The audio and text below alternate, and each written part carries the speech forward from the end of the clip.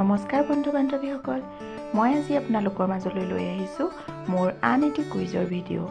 আশা কৰোঁ আপোনালোকে ভিডিঅ'টি শেষলৈকে চাব আৰু মোৰ চেনেলটো ছাবস্ক্ৰাইব কৰি দিব।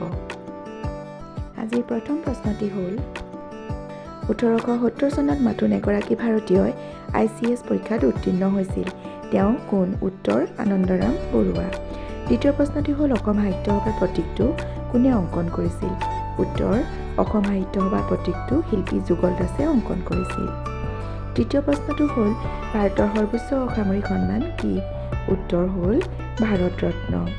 চতুৰ্থ প্ৰশ্নটো হ'ল মহাত্মা গান্ধীয়ে সম্পাদনা কৰা বাতৰি কাকত চাৰিখন কি কি? উত্তৰ Indian opinion, young India, Harijan আৰু নৱজীৱন। পঞ্চম প্ৰশ্নটি হ'ল লন টেনিছত গ্ৰেণ্ড শ্লেম জয় কৰা প্ৰথমজন ভাৰতীয় খেলুৱৈ কোন? উত্তৰ মহেশ ভূপতি। ষষ্ঠ প্ৰশ্নটি হ'ল হিন্দু ধৰ্মাৱলম্বী লোকসকলৰ দেৱতা ইন্দ্ৰৰ 7খন মুখযুক্ত বগা ঘোঁৰাটোৰ নাম কি? উত্তৰ উচ্চৈঃস্ৰৱা। সপ্তম প্ৰশ্নটি হ'ল জীৱনৰ দীৰ্ঘায়ুবাণী কোনজন সাহিত্যিকৰ আত্মজীৱনী? উত্তৰ ডক্টৰ মহেশ্বৰ নেওগ।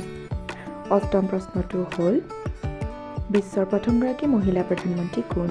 উত্তৰ চিৰিমাভু বন্দৰনায়ক। তেখেত শ্ৰীলংকাৰ প্ৰধানমন্ত্ৰী আছিল। নৱম প্ৰশ্নটো হ'ল ফেচাক ইংৰাজীত কি বুলি কোৱা হয়? উত্তৰ পাৰ্লিয়ামেণ্ট। আৰু দশম প্ৰশ্নটো হ'ল AK-47, AK-56 আদি ৰাইফলৰ নামৰ আগত থকা AK-টোৱে কি বুজায়?